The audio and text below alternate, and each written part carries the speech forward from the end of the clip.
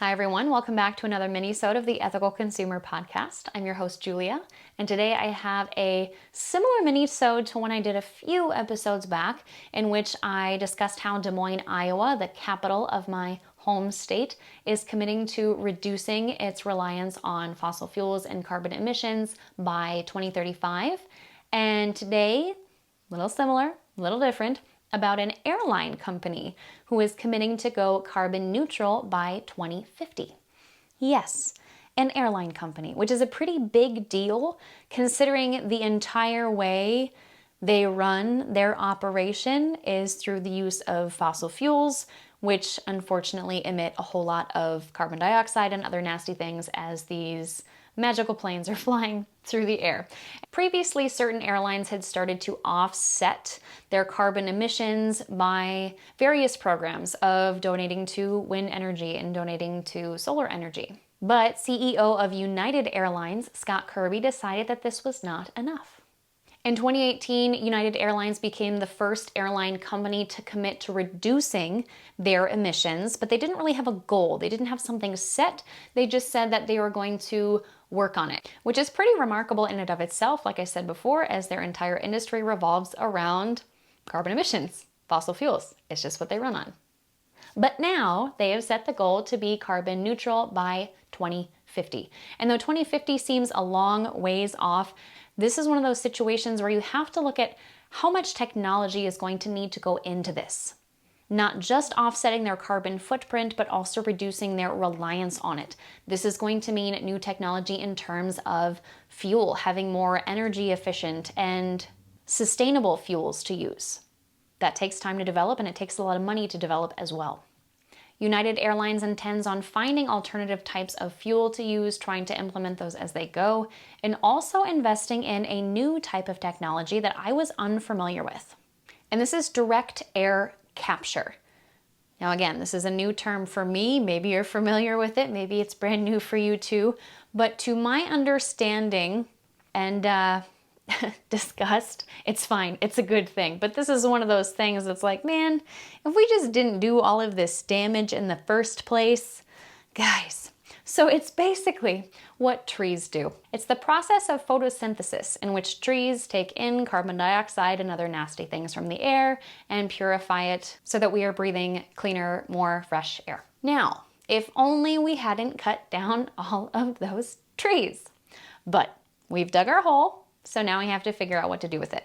As far as I understand, this involves creating a power plant type of structure, not necessarily a power plant. Maybe we'll think of it like a purification plant that is going to pull air in through the use of gigantic fans, and then through a chemical process that is too sophisticated for me to personally understand, they are going to separate and remove the carbon dioxide from the air, store it someplace, or repurpose it.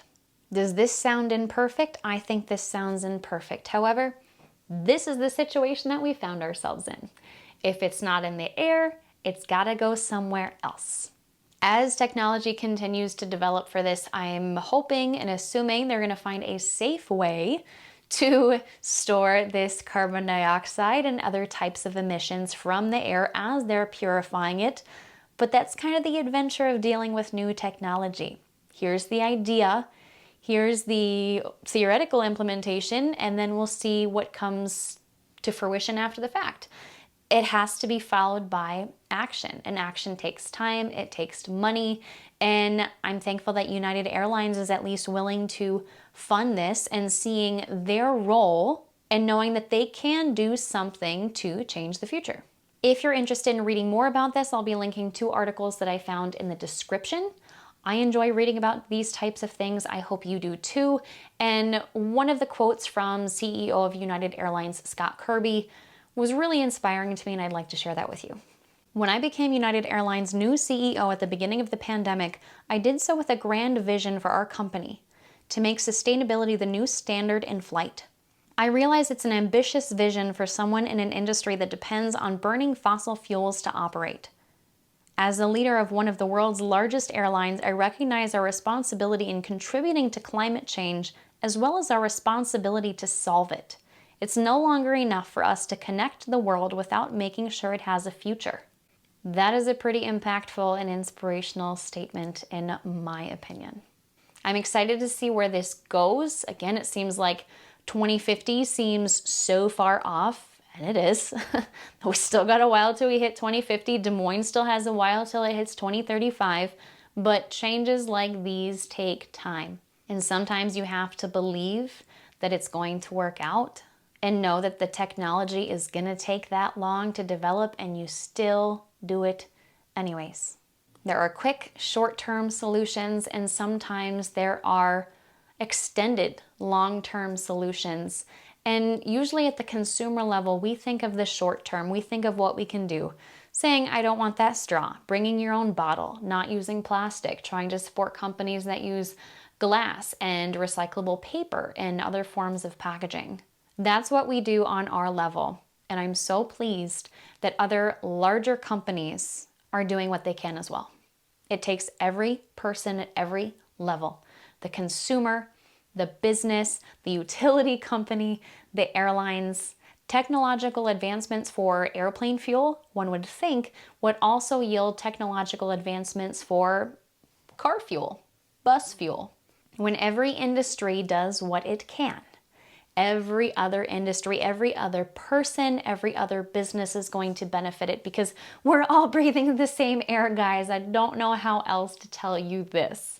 We kind of need it to survive, and it would be ideal if it was as clean as possible. So huge thank you from me at the Ethical Consumer Podcast to United Airlines, Scott Kirby, CEO, for making that statement and going for it. I think it's really amazing, and I hope to see other large companies and cities hop on too. That's all for today, guys. I hope you enjoyed this. I enjoy presenting news articles. I think it's fascinating to learn different things, and sometimes we don't always have this information put in front of our faces. We're scrolling on Instagram, we're scrolling on Facebook, maybe we're watching things on YouTube, or hopefully listening to a podcast, and stuff like this sometimes flies under the radars. So I am enjoying sharing it with you, and I will continue to do so. If you're enjoying it, let me know. Go ahead and leave a comment, give a thumbs up, a like, a follow, whatever platform you happen to be on. It helps us get in the ears and eyes of more people and helps share these stories of our guests and news happenings with people who care about it just like you. Thanks everyone. I'll see you next time.